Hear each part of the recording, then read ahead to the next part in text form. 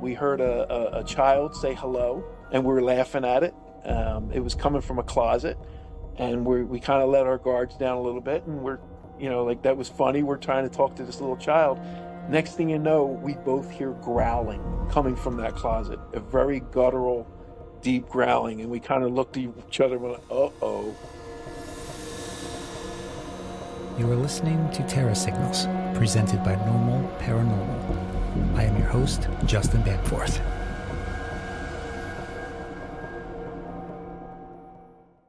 So Dan Webster began his supernatural journey completely by accident.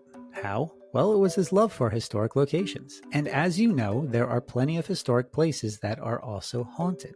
Well, one location in particular hooked him, the Gabriel Davies Tavern in Glendora, New Jersey. Now, Dan was a proud member of two large paranormal investigation groups in the past and is currently the co-director of Evolution Paranormal. Although Dan has participated in and investigated several dark cases or heavy cases, today he prefers helping historic locations instead.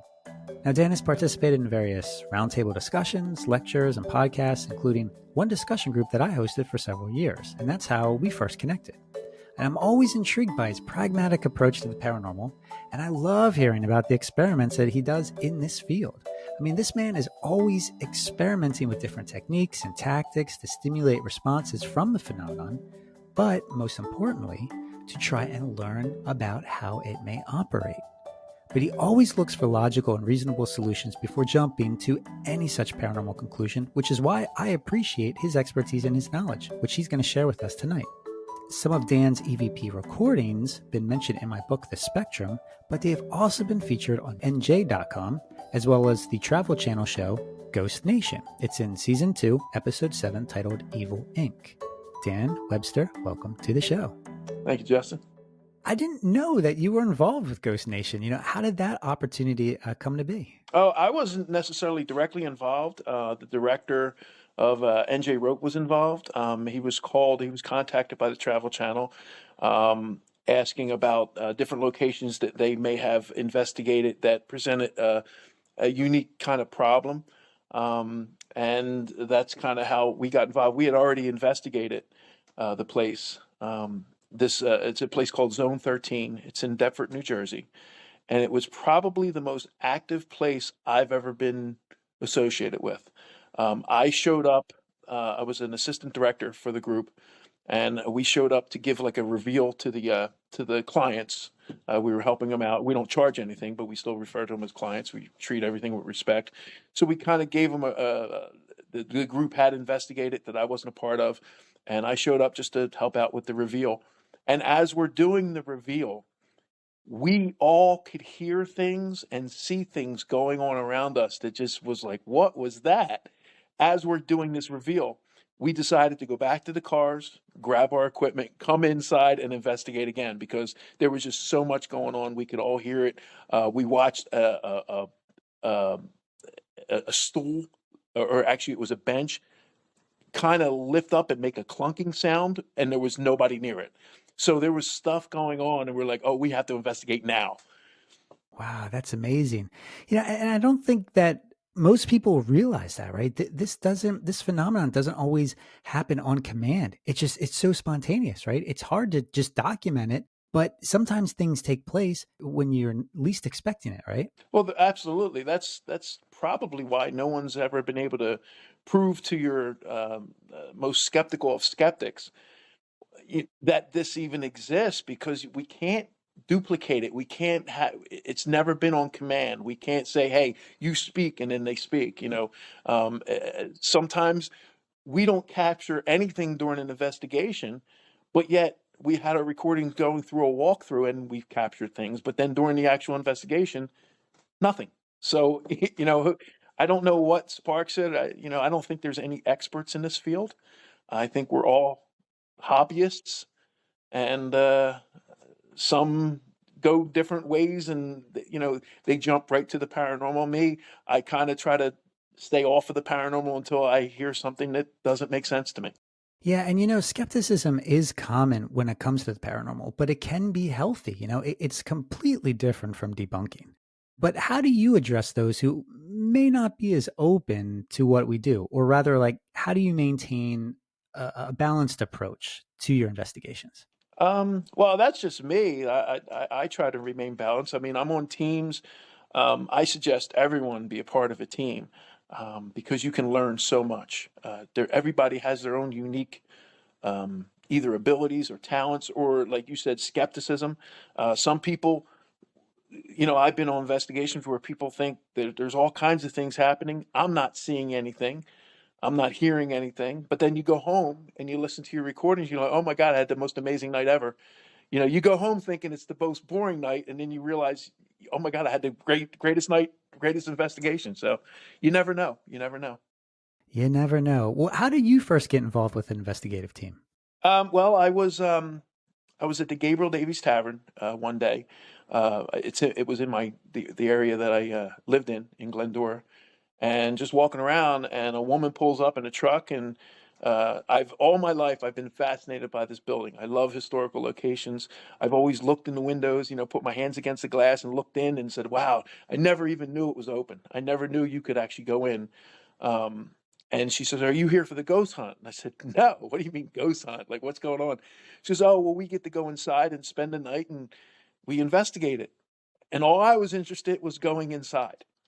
I'm like, I don't care about ghosts, whatever, I don't really necessarily, I never really had too many paranormal experiences or anything I couldn't explain. So I'm like, yeah, I want to go inside.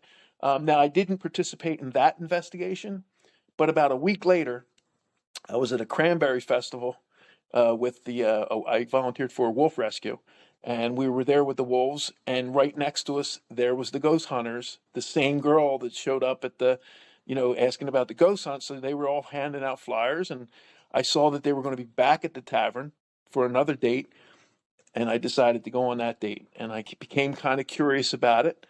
I was listening to some of their evidence that they would display, and talk about different things. And I was like, it's something I might want one on my resume someday, that I was a paranormal investigator. So I joined the team, learned a lot, and I went from there. I got hooked because of my first investigation. It was funny. You know her, Marty. Uh, Marty was uh, Marty was with another trainee, and they were discussing. I know now it was a REM pod, but I didn't know what it was then. And they're talking to this REM pod. This REM pod's lighting up, and it's beeping, and they're saying, "Oh, can you make it go blue? Make it go red?" And I just remember in the back of my mind thinking, this is such a waste of time. I am not seeing anything. This thing's lighting up. I don't know what it is. I don't know what's making this thing go off. And I'm thinking that. I'm not saying that in my head. I mean, I'm saying that in my head, but I'm not saying it out loud.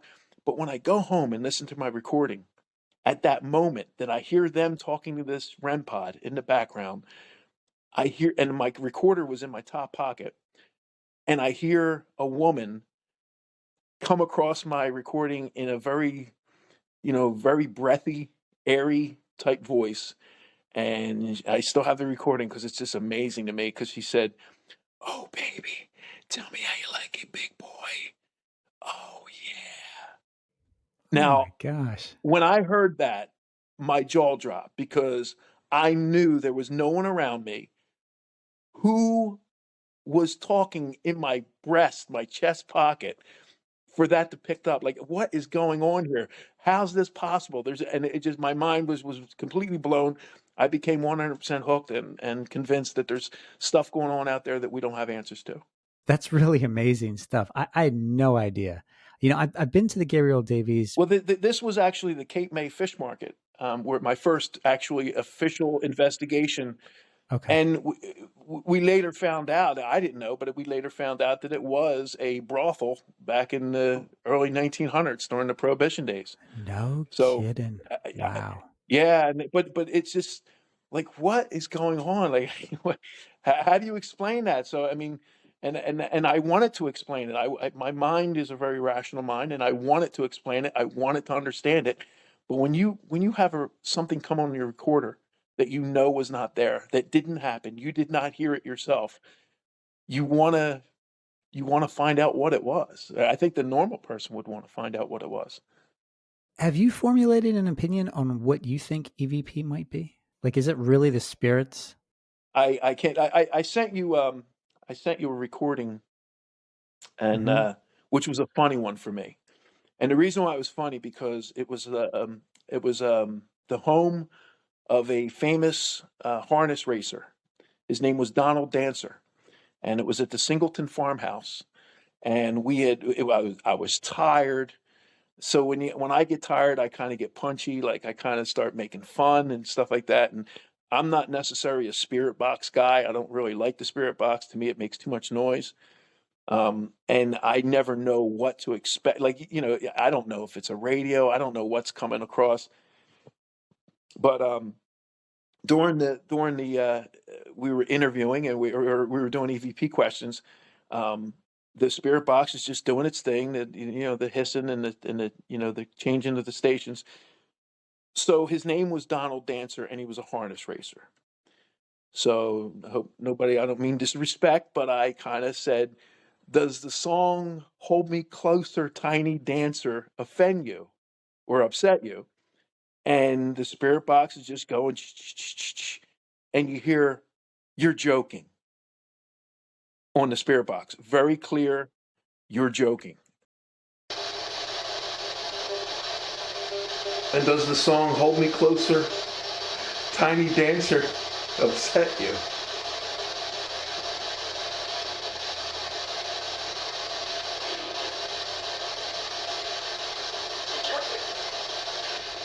Yeah, I'm joking. That's impossible. Of course I'm joking. Yeah, I was joking, and that kind of took me back. I'm like, wait a minute. What, what, what do you mean I'm joking? Yeah, I was joking. Like, who are you? I want to know, but then you don't hear anything. And the fact that we never get answers to those crucial questions that we all want to know, like, is there a God? Is there a heaven? Is there a hell? It doesn't. We never seem to get those kind of EVP answers.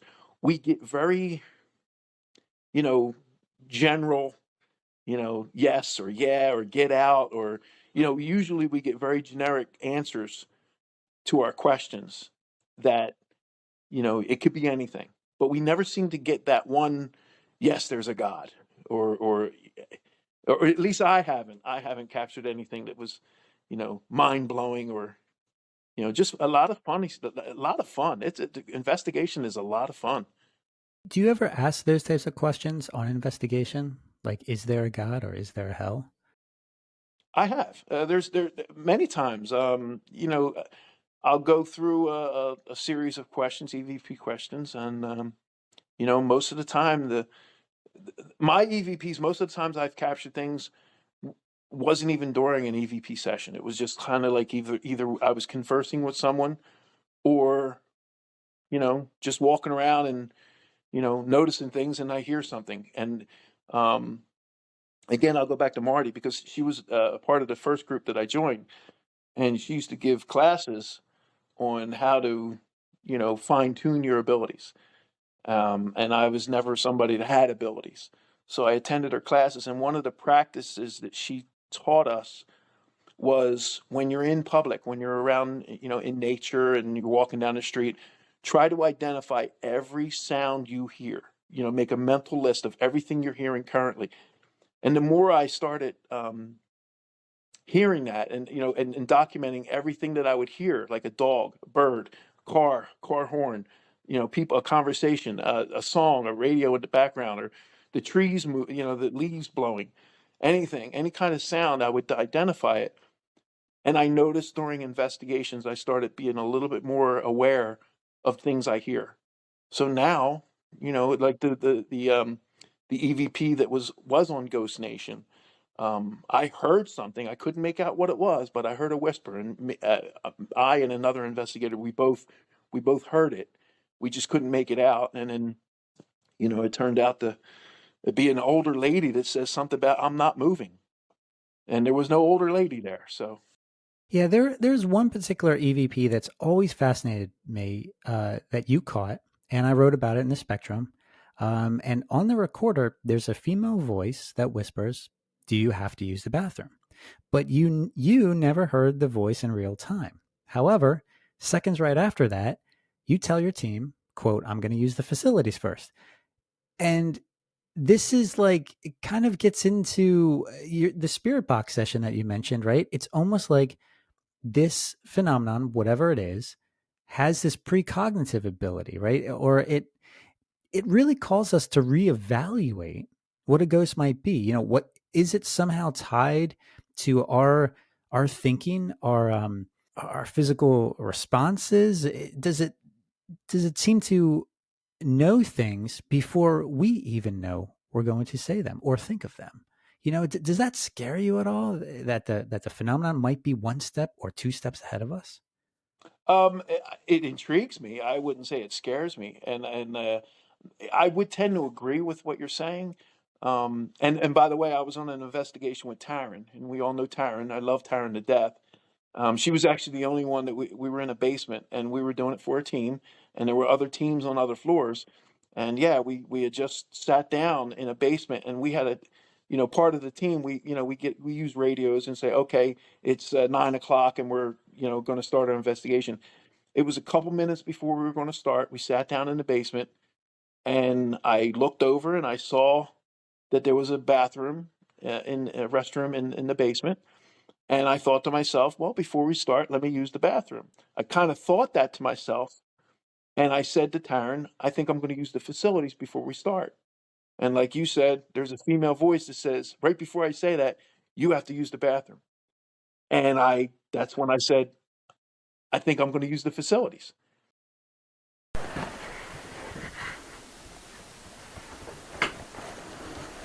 I'm going to use the facilities first.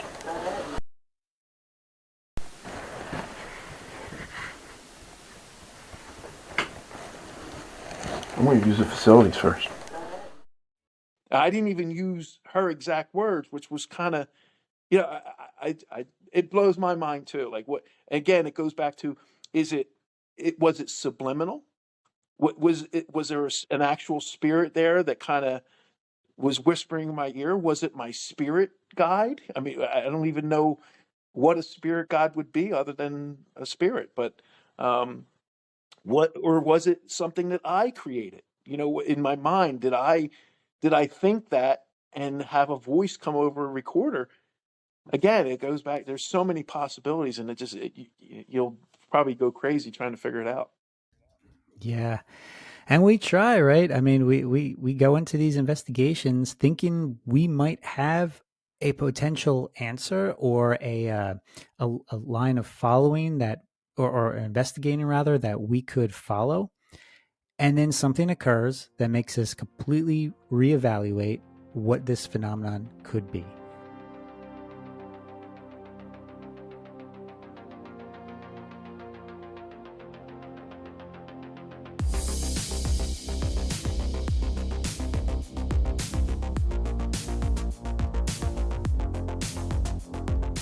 For as long as I can remember, you've been a huge advocate for using technology. And sometimes you experiment with the technology too, right? Oh, absolutely. And when you say technology, it doesn't even have to be something so innovative. I've used pith balls on an Oh. investigation. I don't know if you know what a pith ball is. It almost looks like a little styrofoam ball on a string, Mhm. and if you create some kind of static electricity, like if you rub a balloon on your chest or something like that, and you put the ball, or you put it close to the ball, it will repel. The pith ball will actually repel away from the static charge, and then it will. I don't know how it does it, but all of a sudden it switches, and it attracts it. So it changes polarity. You know what I'm saying? So, and I've taken two pith balls, put them on strings, put them close together, and this way it shows. The reason I use two is because it shows there's nothing blowing it. Because what'll happen is if you put a static charge towards the pith balls, they will repel against that charge and then attract. Two pith balls together, they'll actually, if you put something static close to it, they actually go in opposite directions. And that's where it would show that nobody could be blowing it or there's no interference. Because if you blow it, they're going to go in the same direction. But if there's a static charge put to a pith ball, it repels against that static charge. then then it's attracted to it. So it goes from negative polarity to positive polarity. I don't know how it does it, but it does it.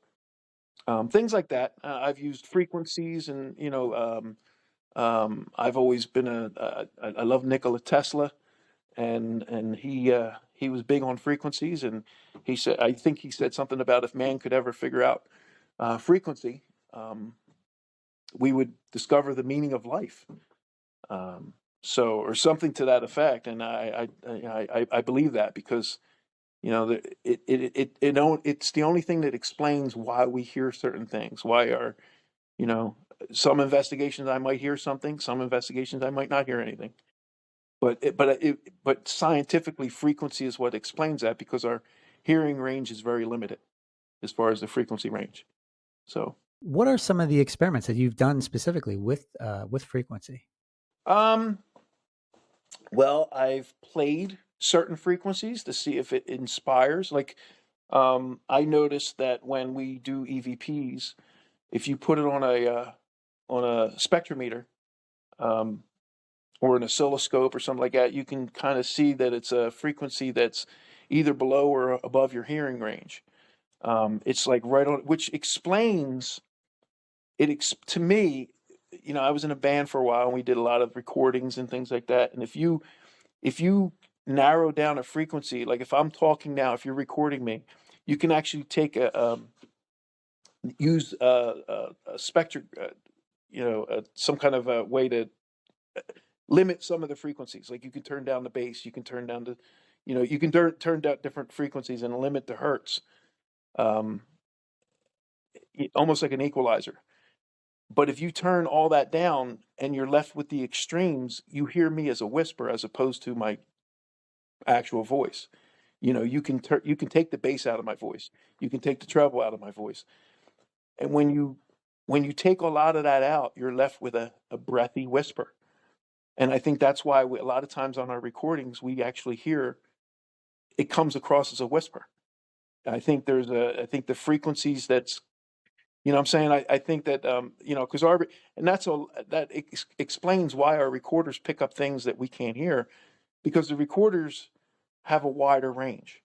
And I've used very expensive recorders, but the better EVPs I capture are usually the cheaper recorders that they don't seem to limit the frequency. Where your better recorders, your zooms and things like that's more expensive, they might pick up better quality EVPs, but I think the cheaper ones actually pick up more EVPs because they don't have those filters. The more expensive recorders are, they're meant to pick up human voice, but there's so many ranges, below and above the human voice. So I think the smaller ones without the filters are the ones that pick up the better EVPs. Are there devices out there then that could give us, in essence, real time EVP? Yes, I've tried that. It's difficult for me to investigate that way. A lot of those real time EVPs, you almost have to have headphones, and when you're investigating with headphones, you can't pick out the direction.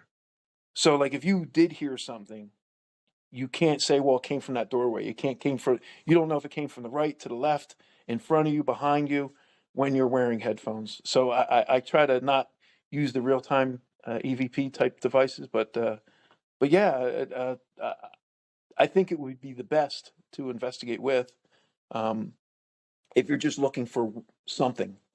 In your opinion, which specific technologies have been the most influential in advancing this field, specifically paranormal investigation? And recently, because there's a lot out there. There's a lot of tools out there, but what do you think is the most influential ones or the most promising ones? Um, it's hard to say. You have the X cams, you have, you know, uh, but you can fool them. You have your REM pods, you have your static devices, your EMF devices, but again, you can fool them. You can, if you're in a room and they have a REM pod on the floor, and someone's phone gets a text at that same time, the REM pod's going to go off. So there is no foolproof ghost detector type device. I think um, one of the big hits on some of the devices that we use is that it's not designed for ghost hunting. Well, what is there? I don't think there is anything. I like using devices that I can manipulate, being a human, without touching it. So whether it be a static device, an EMF device, or like I said, the PIF poles that, I can manipulate it. I can actually put something um, close to it that statically charges it. But if you have it on a camera and you don't see anything near it, and those PIF balls start retracting against each other, and then they attract each other, something with a static charge just came in contact with it. And if you have it on a camera and there's nothing near it, that's pretty significant. So, as far as what devices, I would just have to say that the recorders, because of, I think 99% of our evidence is EVPs and it is recordings. Interesting. Are there any particular recorders out there? I know you mentioned the cheap ones. That's something that you recommend, but what specifically? Are there specific units and models that you would recommend? I did a test on this, and I found that I don't even remember the model, but it was an Olympus, very small Olympus was it because what I did was I had a very controlled experiment with different recorders. I had about 9 or 10 recorders, your Zooms and the Olympus and all different kinds of models from those the recorders makes and models, and I put them across the room and I used distance and I would have a frequency generator. So I would generate a certain frequency and I would document, on a computer, I could see how loud it picks up a certain frequency. And as the frequency went lower, that's when I would start losing the volume on your more expensive recorders. And I noticed the cheaper recorders kept that same volume. And literally you could go down to 25 hertz and your cheaper recorders are picking it up. You can't even hear it with your own ears. There's sounds you can't hear with your ears, but the recorders were picking it up. But the more expensive recorders, they also stopped picking it up. So I think they had the filters that kind of weed out all that stuff that's not in our human voice frequency range. Yeah, you mentioned the Olympus. That was a recorder I used for a long time. I used an Olympus WS-210S, and that was my tool of choice that I used to always take out on investigations. But you mentioned some of these tools that the audience may not be familiar with. You mentioned XCams, REM pods, Spirit Box. Could you describe those in a little bit more detail for those who may not be well versed in this technology? Yeah, well, you have REM pods. Um, REM pod has an antenna. There's very many. There's different versions of that REM pod, but it has an antenna. Has bells and whistles, had lights and things like that. And what it does is it creates an electromagnetic field around, like a sphere of electromagnetic field around the antenna on this device.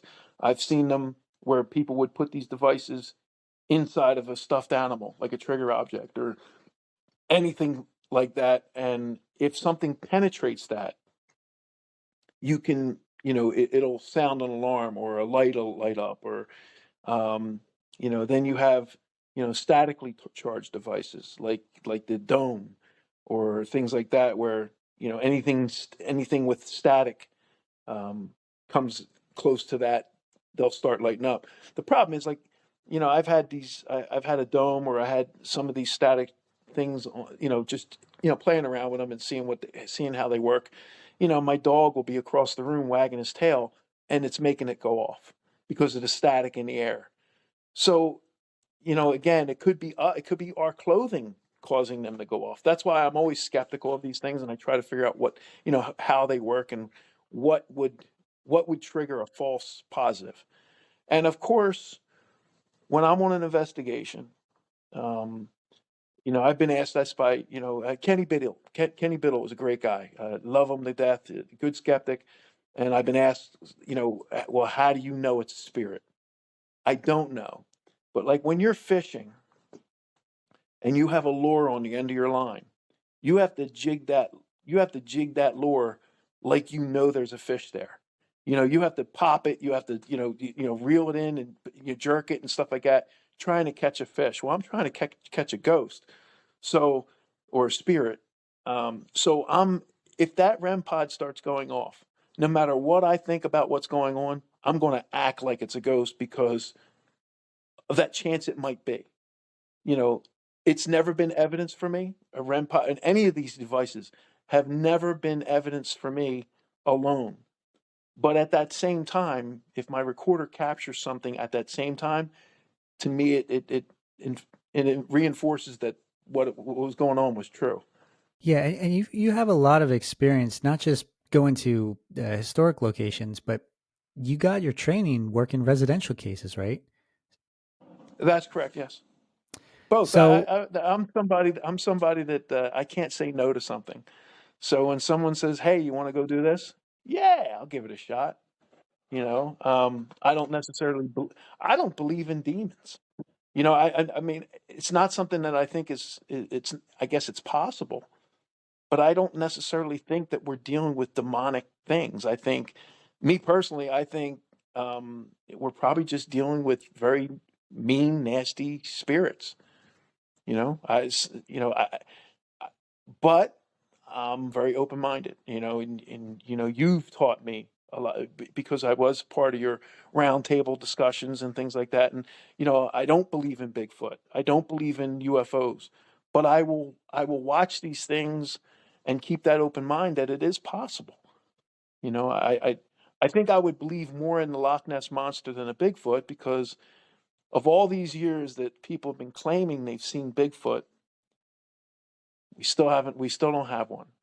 I think that if there was an actual animal walking this earth, and if it was an actual animal walking this earth, it wouldn't be paranormal. It would just be an animal walking this earth. So Bigfoot to me is not paranormal unless it's a spirit of something.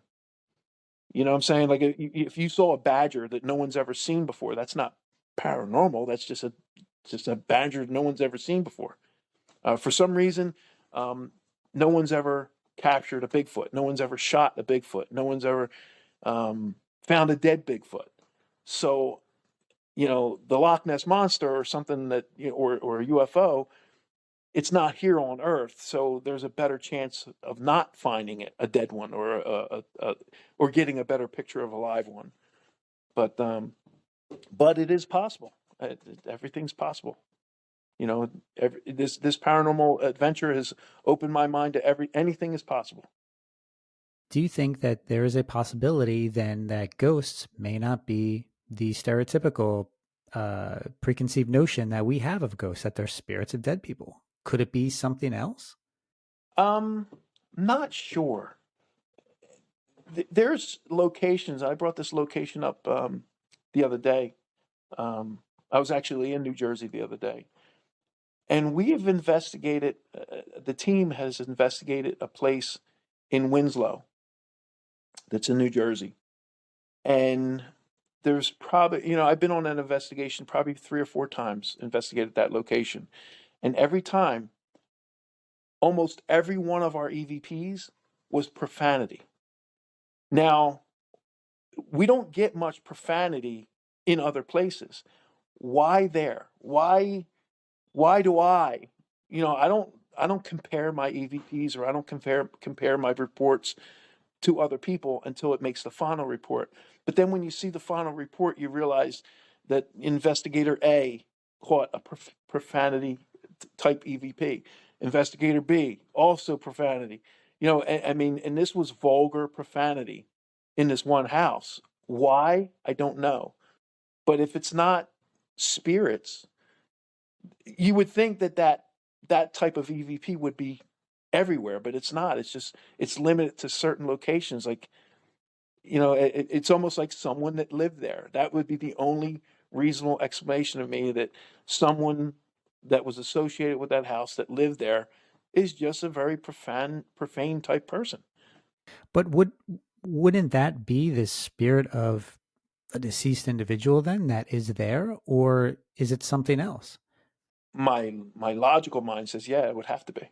I mean, if you're setting up a recorder and you're capturing a very, even if it's something like say a house you go in and all every investigator captures laughter, just as an example in this one house, but yet none of the other locations we hear laughter. I guess you would have to surmise that whoever's there is a very happy person or a happy spirit. If they're laughing and having a good time, then you'd have to surmise that. So yeah, if you get angry EVPs, which I've gotten, um, you would have to think that that's a very angry person, or that used to be a person. This whole thing has absolutely strengthened my faith because I remember when I first started this, I went to my pastor and I told him what I was doing, and he says, I would have to tell you not to do that. I'm going to have to tell you that, what you're doing is very dangerous. And he said, but he says, I was at a convention in Gettysburg one time, and this is my pastor speaking. He said, I was getting dressed, and I was looking at myself in the mirror, and I see a little boy walk behind me and sit on the bed. He said, I spun around and I watched the bed lift up, and I heard footsteps leaving that bed. He said, now my Bible tells me that I didn't see that it's impossible. He says, but I know what I saw. So he says, as much as I tell you that, my teachings tell me that doesn't exist, I know what I saw. I'm just going to warn you to be very, very careful.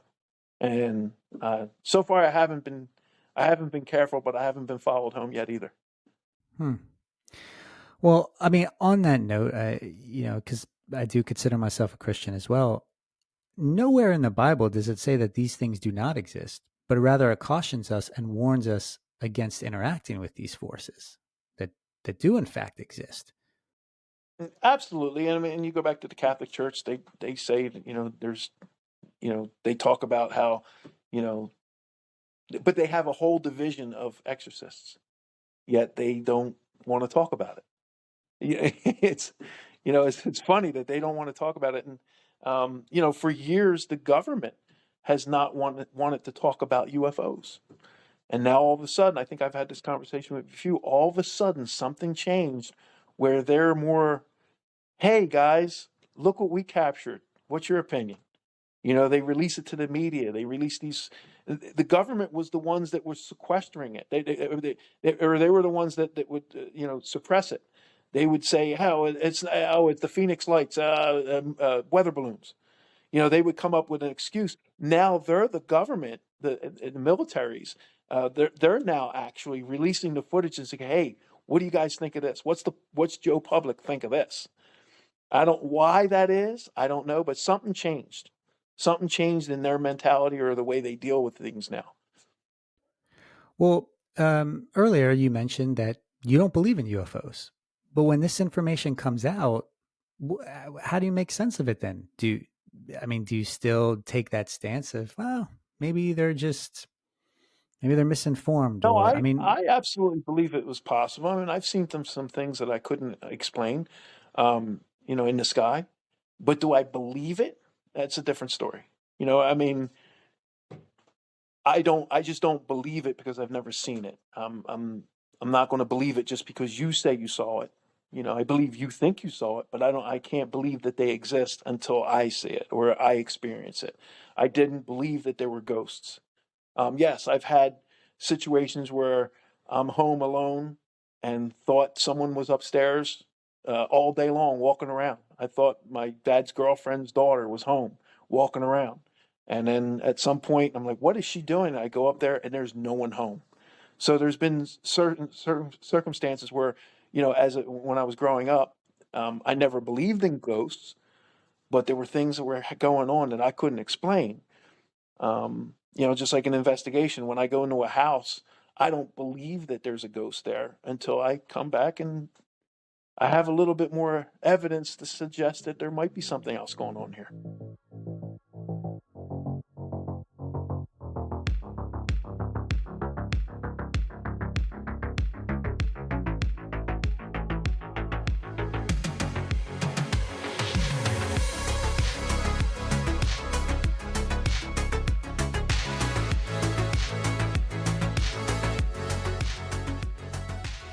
Can you share any personal experiences that may have happened during an investigation that had a profound impact on your belief system and your understanding of what it is that we Oh, think we're dealing with? many, many. And I haven't been doing it for that long. I could imagine someone that has been doing it for a long time. I've never had anything that actually scared me, but I have had things happen that I'm like, wow, that was pretty weird. Again, I go back to the fact that I've never heard anything before, but now, even when I'm not investigating, I'll be in a room or I'll be in a place, a location, and I will actually hear a whisper. Recently, I had a coworker. He's a mechanic and he's under the hood of this truck, and I was standing near him, helping him, and I heard a very breathy voice. His name is Leonard, and I heard a very breathy female voice say Leonard. And he shot up and he said, "What?" And he looked around like he didn't know where that came from. He heard it. I heard it. Um, and I said, I didn't say anything. And he kind of looked very confused because it didn't come from my area. And he was very confused. He went back to doing his work. And later on, I approached him and said, "Hey, by the way, I did hear something call your name and you heard it too." And he goes, "Yeah, that was weird." Um, as far as being on investigations, um, I've been walking up the steps of a basement where there's walls on both sides of me. I'd have something say, "You're going to die," in my ear. And I'm like, and my reaction was, "We're all going to die someday." And I just kept walking. I get upstairs and I listened to the recorder, and there it is right on the recorder. Something said, "You're going to die." And it was a very, like, again, it was that very breathy, airy type, EVP. Um, I went up to Rolling Hills, and I went up there to set up an X cam for them. And Brian Kano was doing an investigation there also that same night, I love Brian Kano. He's awesome. Um, and I was with an investigator, Kim Petrak, and we were kind of having some fun. It was late at night. We were very goofy. We're laughing. We heard a child say hello, and we were laughing at it. It was coming from a closet, and we kind of let our guards down a little bit, and like that was funny. We're trying to talk to this little child. Next thing you know, we both hear growling coming from that closet, a very guttural, deep growling, and we kind of looked at each other and went, "Uh oh," and what did we just do? We kind of let our guards down, and now we're hearing growling, and it could have been a human growl or something a little bit more nefarious, but it went from very funny to very serious at that point. Um, Yeah, that's pretty remarkable. You mentioned Marty Haynes. I actually interviewed her for this show earlier, and she talked about some of these experiences. And mhm. one of the other side tends to look for those moments when we let our guard down. That's when it takes advantage of us. But from my understanding, you've also worked when you were with the groups in the past. You worked some of these heavier cases, right? Yes. Again, I don't know what I'm dealing with. Um, I'm not afraid. I have full confidence in my faith that nothing can hurt me. If God is with me, who can be against me? So I believe that. I've been you know I've been in attendance and participated in so-called exorcisms, and I don't know. Again, I don't know anything. I'm not an expert. I don't pretend to be an expert, but in each time that I participated in these events, not events, but situations. Um, I'm 6'7", but each time the person that was kind of narrating or going through the prayers and reading the prayers to this person that's sitting there, um, they had me stand behind them, almost to have their back. And I've had a priest turn around and say, "I don't know what you're doing, but whatever you're doing, keep it up because I can feel your protection. I can feel, I'm very comfortable with you behind me, and I can feel that nothing can get to me." So whatever you're doing, keep doing it. So, I guess, I just have that aura about me. The other thing that I found strange about me personally is Marty said the same thing to me that several, I guess, mediums have said to me. And these were unprovoked conversations. Never had a reading done to me. Never had anyone that I never sat down and said, hey, read me or whatever. But I've had the same thing said about me several times. And they said, you have something protecting you. You have a spirit guide or you have something protecting you, and they refuse to show their face. I cannot pick it out. Marty was one of those people, and she's not the first, and she wasn't the last, that said, there's something around you protecting you, and I don't know what it is. They won't show its face, which is an odd thing to say to somebody. I had someone walk up to me in a store tell me the same thing. That this is someone I didn't know. I didn't never spoke to her before or after that ever again. She just come to me up in a bookstore and she says, there is something protecting you. And I just thought it was the weirdest thing. This is long before I even got into paranormal. Someone says this to you in a store, there's something protecting you, and they won't show its face. I'm like, huh. Wow. You kind of brush it off, but when you hear it over and over and over and over, especially from somebody like Marty, who I respect, I love her to death, and she's great, and she has a big heart, and to hear that from her means something to me. If there are all these forces, these positive forces, these protective forces, then wouldn't there be the opposite to that too? Because why would God exist if there's no negative side too? Again, it goes back to what I believe, and the reason why I say I believe things is because I have some kind of reasonable suspicion that it exists. If me on a personal level, I've never experienced negativity. I've never experienced a negative type feeling. I've never felt afraid. I don't, I don't know what we're dealing with. When I see someone sitting in a chair and they're claiming that they're possessed, to me, it's just someone claiming they're possessed. I don't know for certain that they're possessed. I don't believe that they are. But I will, just like fishing, like when I went back to, you have to act like, in order for you to catch a fish or a bass, you have to make that lure jump. You have to make that lure do exactly what you want it to do, or you're not going to catch a fish. And so yeah, if I'm in front of someone who thinks they're possessed, I'm going to encourage them to not be possessed. I'm going to act like I believe that they are, but I really, in my mind, I can't believe it unless I saw it. If I saw their eyes change color, that might be a different story. If I saw their eyes roll, or fangs appear, or if I saw something abnormal, I might believe it.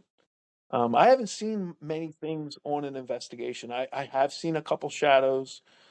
Um, I only had one vision. It was the weirdest thing. I don't know if I ever shared that with you about. There was an historical society we were helping out up in North Jersey. I can't remember the place, but we showed up with like 15 people, and it was a very small building. So they suggested that half of us go up the street to a place that's called suicide tunnels, because they say people have committed suicide under these tunnels, and it was below these train tracks. So I was in the tunnel, and we're doing EVP sessions. I can't remember what the location was up in North Jersey, but it began with an R, but I can't remember what it was. Um, and I had a vision that I was now, I was like an out of body experience almost, that I was standing up on the tracks and I'm looking across the tracks and there's people on the other side in very dark clothing, and they're very sad. Very sad. They're in dark clothing. And I tried to rationalize it in my head. I tried to put the time period together in my head about what they were wearing, and it seemed like mid 1800s. very dark clothing, but it wasn't newer clothing. It was older, but it wasn't colonial either. It was just very, and everybody was sad, and they're looking back at me. I'm looking at them, and they're kind of just waiting. And it was on the train tracks. So it, I said to my team, there was like 4 or 5 of us in this tunnel, and I told them about the vision I had just had, and they kind of blew it off just like I would. Um, but then we switched. We went back to the historical location, and the team that was investigating the historical location went to the tunnels. So when I got to the historical locations, I started asking questions about what I saw. And I asked the person from the historical society, I said, it just came to me. I said, did Abraham Lincoln's train ever come through here when they were carrying his body? Because that's what it almost seemed like, it was a funeral about to happen. Like these people were very sad across from me.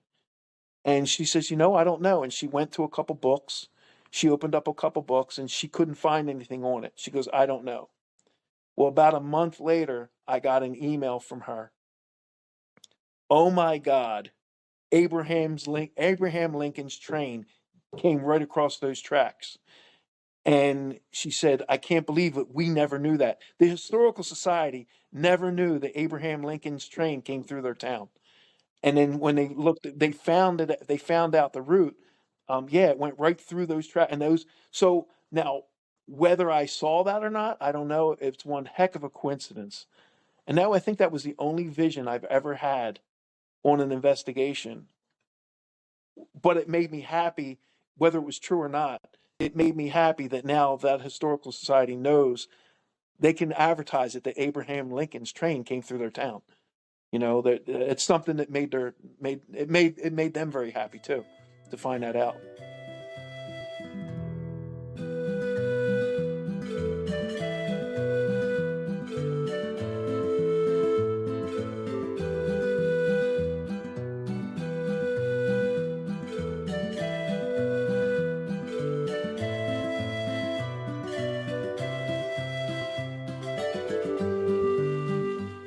What are some of your favorite historical locations to visit and to investigate? There's so many, and they're all unique. I love the Gabriel Davies Tavern because it was in my area. I grew up as a kid, as childhood. I stumbled across it walking through the woods with some friends, and the entranceway to that place, it's hard to even find. And I never knew how to even get to it until later on in adult life, that I was able to drive, and I found the road to go visit, and I would walk around. But so many historical locations now. I live in St. Augustine, Florida, and you want to talk about history? Oh my God! These people were living here long before America was. This is the first city in America was St. Augustine. So their history dates back way back. I haven't done too many investigations in the city itself, so I just kind of avoided it. To me, it's like shooting fish in a fishbowl.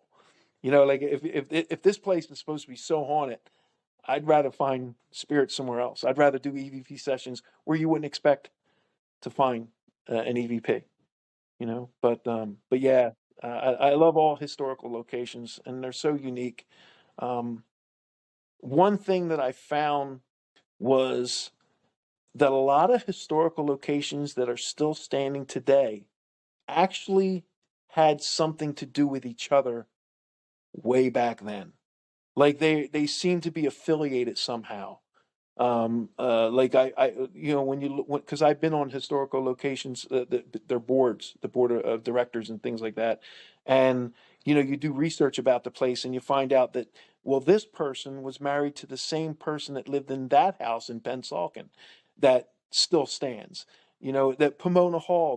We went to the Pomona Hall one time, and you participated in that investigation.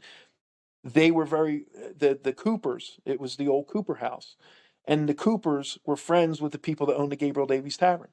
So it's like it's almost like they have survived all these years. When all these other houses get knocked down, it just seems like they're still standing. Why, I don't know, but they also had something to do with each other. Um, you know, again, I can't explain it. That alone is paranormal. We your round tables that you used to have. I don't know if you still have them, but what a learning experience. I would suggest everybody just get together and have round tables and just discuss anything. The group that I was a part of in New Jersey was NJ Rope, and Frank Lazaro is the director. And amazing, amazing group. Um, at least once every 2 weeks they kind of have that round table discussion that we used to have, and they'll have a member research something and or do a video presentation or any topic at all. It doesn't matter what it is. um, I did a version of or I did a kind of a lecture within the group on synesthesia, and it's a fascinating phenomenon. It's where a person can put two senses together, like you can see the color yellow and smell a certain smell at the same time. Or, there's a lot of musical artists, Lady Gaga, Billy Joel, that have synesthesia where they can actually visually see the notes. They can hear a note and they see it. I don't know how that's possible, but they can actually see that note when they hear a note. Um, Beethoven was one of them. Here's a guy that can't hear, yet he can play music. How's that possible? But he could see it, even though he couldn't hear it. He could see it. So it triggered something in his brain. So that's what synesthesia is, when you have two senses or more working together. Um, but that the most popular is I think numbers and colors. So when if someone thinks of the number three, they might see red. the The phenomenon is it's the same color with these people. Like they'll every time they see a number three, they see a certain color. Every time they see seven, they see the same color. It's just a weird thing that our brain does, and I kind of think, me personally, I think that explains people that have visions. I think they're feeling an energy and they're able to see it. They're able to see something. So whether they're actually they can't be physically seeing it. When we go on investigations and a paranormal investigator say, "Oh, there's a woman. I see a woman sitting in that corner." Obviously, they're not seeing. Nobody else is seeing it. So I don't think they're physically seeing it. I think they're picking up on something else, whether it be an energy or something they're hearing that gives them that vision. I that's my personal belief anyway. But it's just a hypothesis. It's not nothing. I don't have any proof in that. But still, fascinating conversation. Nevertheless, I mean, I didn't even know about this synesthesia. That's really fascinating. Oh, there's so many examples. There's so many examples of it. There was an experiment with the name. I think it was Kiki and Bobo or Boo Boo. The experiment is they would show a shape, and they would show you two shapes, and the person would have to say which one is Kiki and which one is Boo Boo. I think it's Boo Boo. I can't remember, but I can't remember the second name. But you can research it. You could Google it. It's Kiki and Bobo or Boo Boo or something. But the majority of the people would name that shape Kiki. It's not 50-50. It was like, I forget, it was like 70-30. Like 70% of the people would say this shape is name is Kiki. And that's the definition of synesthesia. You see a shape and you associate it with a name. Now it was controlled because they would have to pick an answer. But the fact that the majority of the people would always pick the same answer, I don't know. It's just an odd phenomenon. When you're investigating or just when you're researching, do you ever conduct experiments like this that just are more about us and our response to the phenomenon?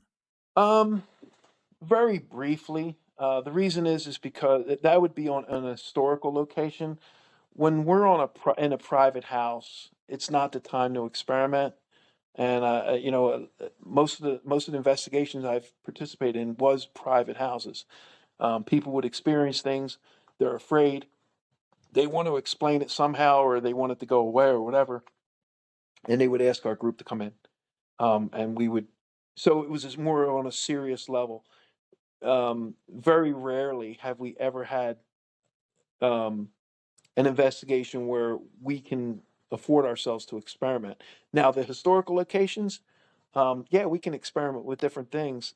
The sad part about historical locations is I think when people go into these historical locations like Ben Franklin slept here or George Washington, they're focused so much on that specific person. Who knows what spirits might be there? Ben Franklin's not there, or maybe he is, but most likely he's not there. If I was Ben Franklin, I wouldn't be there. If I was George Washington, I wouldn't be there. Um, but who knows? It could have been a servant. It could be, nobody's asking about the servant. Nobody's asking questions about a person that used to be on the historical society that might still be there. No one's asking about anything other than the name of the famous name that might be associated with that location. So, as far as experiments go, during an investigation, I, not to that scale. I've never done experiments like that. Only maybe frequencies. I might generate a frequency and see if that it, my hypothesis about frequencies and EVPs is if you've ever been on a boat or behind a boat, frequency is waves. It's waves and it's measured by waves. And the frequency is the amount of the up and the down, the up and the down. And so, um, if you've ever been on a boat and you've been behind a boat or another boat's behind you, the boat in front flattens out the waves. It flattens it out to where the boat behind it makes it easy sailing. It's just cruising across flat water. Um, kind of like a jet ski, or kind of like a knee boarder, or if you're towing a water skier, they're skiing on flat water. It's no longer waves anymore because the boat flattened it out. So if I thought that if you generate a frequency, then you're kind of making it easier for another frequency to follow that frequency. You know what I'm saying? So I've done experiments like that where I might, and there was never enough to make a good finding, but I didn't get too many good results from that. But I have tried different results. I made my own. I think it's called a spectrograph, a spectro. I can't remember, but basically I made a jar, like a mason jar, put copper wire in it, a hole through the top of the lid, and if you put anything statically charged, the copper wire will spin. It will actually repel away from the static charge. I put a little picture of presidents on the lid, whereas the needle. So I would say, can you point to George Washington? Can you point to Abraham Lincoln to see if that needle ever moved? The needle never moved. So I can't even say for sure that spirits or can manipulate static. I don't know. Have there been moments where you are led to believe that you're actually making contact with some entity or some force in another realm? Not necessarily. There were very active times, but not on a conversational level. If I heard something, I heard it. My recorder picked it up, but it's not like I had a conversation with what I was. I would try to initiate more conversation. I've even gone back to locations where my recorder might have picked something up. Um, went back to try to contact whatever was there, and it never repeated itself. So there was never any. To me, that's a true that's why this isn't necessarily a science, because you can't replicate everything. It could be humidity, it could be temperature, moon phase. Um, it could. Who knows why something happens at this moment, right then and there. It could be anything that made that possible. Um, it could be a sun flare. So you kind of, if you were going to, a true scientist would document all that information, do their investigation, and compare what happened during that. Almost like a fishing. Like again, I hate to go back to fishing, but a good fisherman keeps a fish log. Where they write down the temperature, the time of year, the current, the moon phase. They write all that down, and the next time they go fishing in that specific area, they use a green lure, because when all that was going on, they used a green lure and they beat them up. Man, they were catching all kinds of fish. And in the same sense, the next time you go back, or you can use a green lure, catch all kinds of fish, switch over to red lure and not catch anything. So on that specific day, you need a green lure. For whatever reason, we don't know. A fisherman, a true fisherman will say, okay, last time this circumstance, this situation, this moon phase, this, everything with all the conditions being the same, this is what we're going to use. And they have more success with that. So the professional fishermen and the fishermen that really know how to fish, they they're almost like scientists in the water, because they replicate all that information to give themselves the best chance of catching a fish.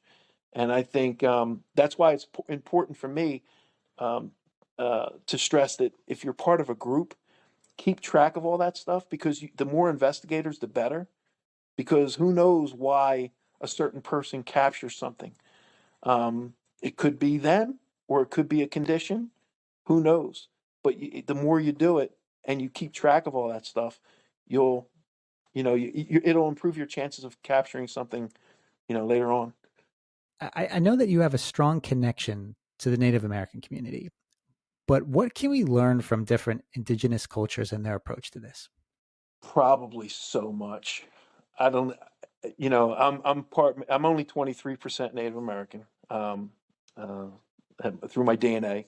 So I wouldn't even, they wouldn't even, I don't think Native Americans would consider me Native American with only 23%. But yeah, I do have a connection more spiritually than religious.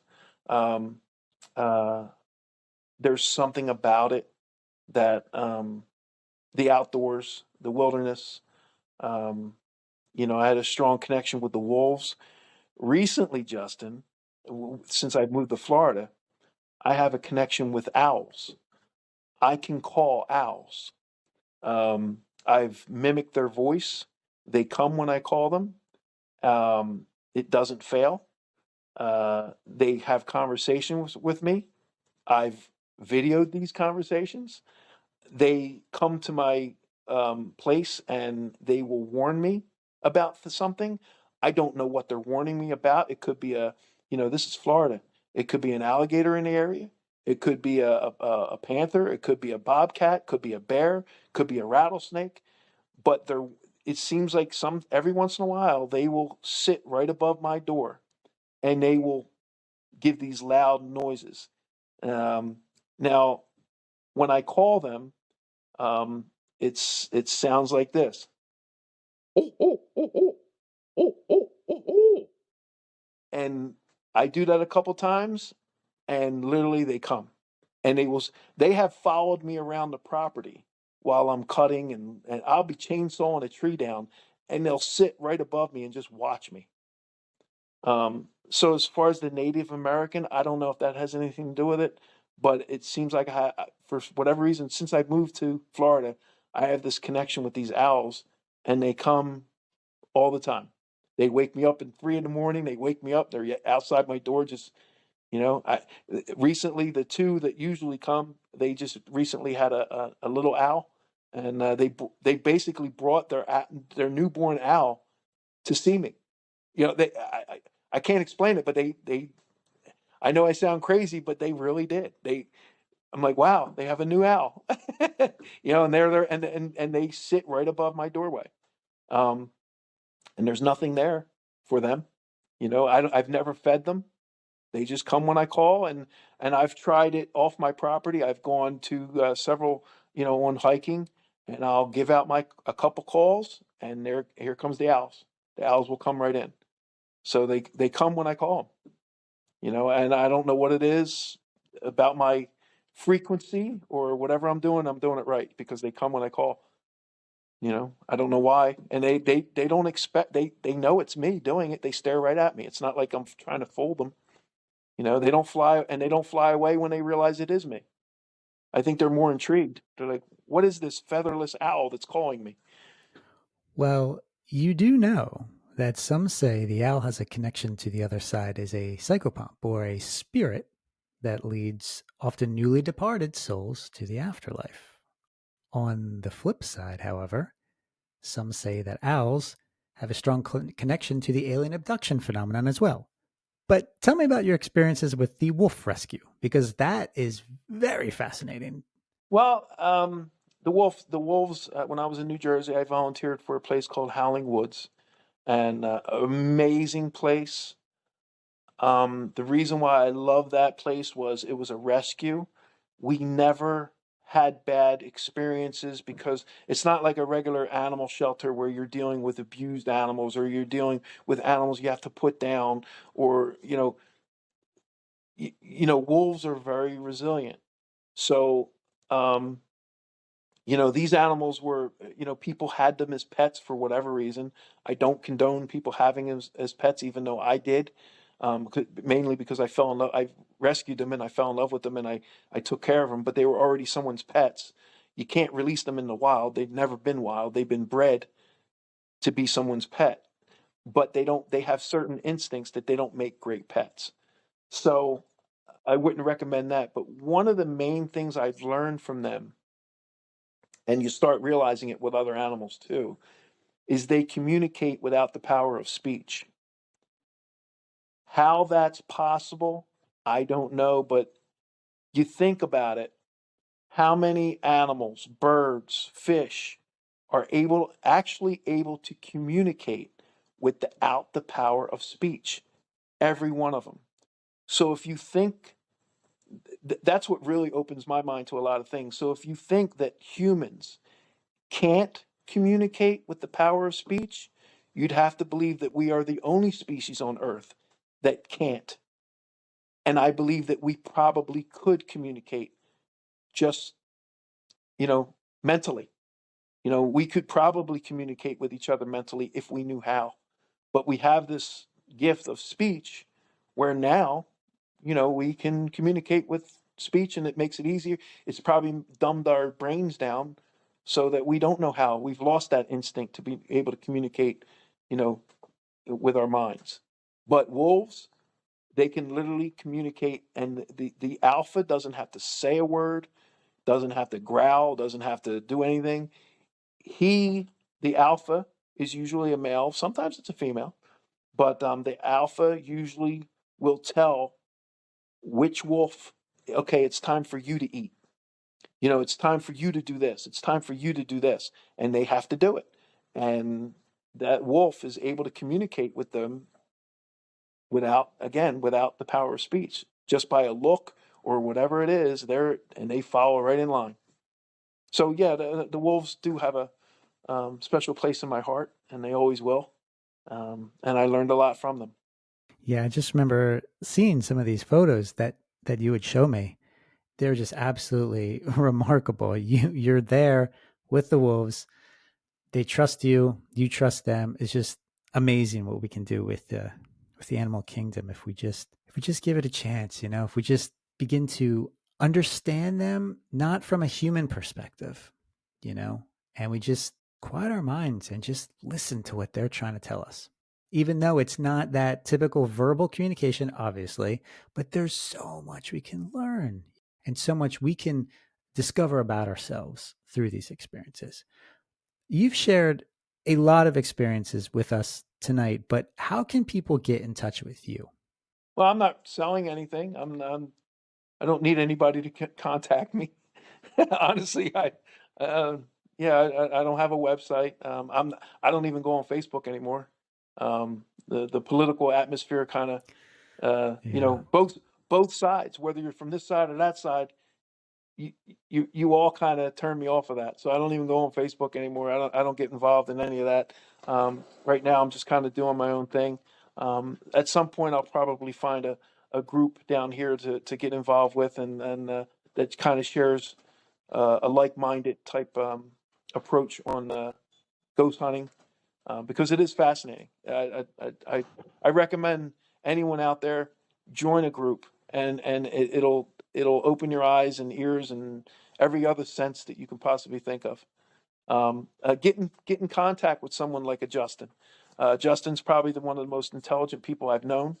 Um, Even things he doesn't know about, he knows about.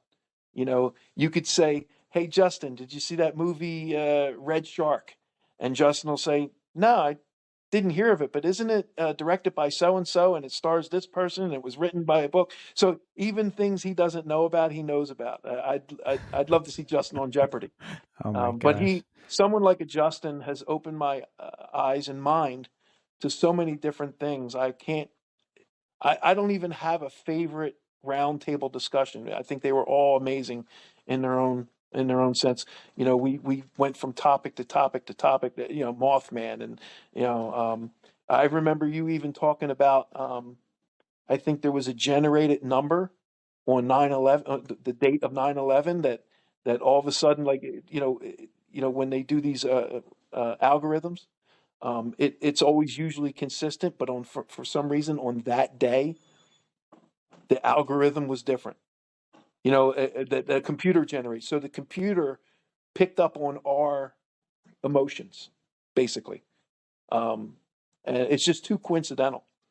So, and that's, again, it goes back to animals. They know when a storm is coming. Animals know when fear is there. I do a lot of kayaking down here, and every waterway has alligators. They're everywhere. They are scared of human beings. They want nothing to do with us. I come close to an alligator, he's gone. And if they're not gone, they just look at me. They'll just. But if I get anywhere close to them, they disappear. They are afraid of us. There's a reason why they're afraid of humans. Yeah, and what you're speaking about earlier was the random number generators in the Princeton University or Paralabs experiments. Yeah, those were experiments into consciousness and in our connections with one another. Very remarkable stuff. But yeah, I used to have these roundtable discussions back in the day, and I used to invite people like Dan and others to come over to my house, and we would have these monthly discussion groups on all sorts of interesting topics and wild subjects. I've since, and that's why I'm doing this podcast, is because I realized that those roundtable discussions were important, but it was just us, right? It was just a small group, and I think that there's an importance, there's a level of responsibility that we owe to the community and to these fields of research to kind of further that field of research and that line of thinking to get us to kind of question some of these stereotypes or these norms that we've widely adopted for a number of years now, but we've never challenged them, right? I mean, what if paranormal phenomenon is not just related to the other side or the afterlife? What if there's connections to the human experience and consciousness and religion and all these different forms of spirituality that we would look to? What if all of these ideas and these theories all have weight, but in different capacities, right? So I think it's important for us to kind of just to have questions, right? Just to have these roundtable groups. And that's why Terra Signals is here today, and why you are on this episode of Terra Signals, my friend. So amazing stuff. Thank you so much for all the kind words, all the great work that you're doing, and just keep it up. One quick question though: what about Evolution Paranormal? Is that still around? No, we kind of merged with NJ Rope, because Okay. Evolution Paranormal was more on the historical side. We kind of merged with the NJ Rope, and then with the pandemic, the place of my employment of 25 years shut down. So I always wanted to move to Florida. I had property here already. I always wanted to move to Florida. So with the pandemic and my work shutting down, I'm thinking if I have to start over, I might as well start over in Florida. So I ended up moving to Florida. It wasn't for any other reason other than just a fresh start. And I went back to New Jersey over the weekend and visited a lot of those old places like the Gabriel Davies Tavern. Went to the Steel Pier down Atlantic City. I have a lot of great memories on the Steel Pier. Um, and I was really excited when you would contact me and ask me to be a part of this because again, I respect you a lot, a great deal. I learned so much from you and the group that like Roz and some of the people that were there during those conversations. Amazing input. Everybody was always, would offer their opinion, and it'd be so different, but you would learn from everybody. The only trigger that you have is the idea that the Earth is flat. Oh goodness. That's it. I think that's the only time you kind of said, "Wait a minute, that's not true." Yeah, I mean, look, you have to put your foot down. And with all due respect to all the flat earthers out there, please don't send me a message and try to convince me. I get it. Look, I respect you for being for being for being strong in your belief system, and that's fine, right? But like, I'm sorry, you're not going to change my view on that. I do think the Earth is round, and I think that was the only thing I've ever found your mind closed to, as yeah. mine is too. I've seen pictures. I can't prove it's round, but I haven't seen any flat Earth pictures. Well, the beautiful thing about our planet, whatever shape it is that there's enough of this planet to hold these conversations and to have all these great, interesting people such as yourself. So thank you again for coming on to this show. This is great, and definitely keep in touch. And let me know when you're in New Jersey again, and we'll hang out. All right. Will do. All right. Take care, brother. You have been listening to Terror Signals with Justin Bamforth and presented by Normal Paranormal. For more on this show and other topics of high strangeness, please visit normalparanormal.org or visit the program website at terrorsignals.com.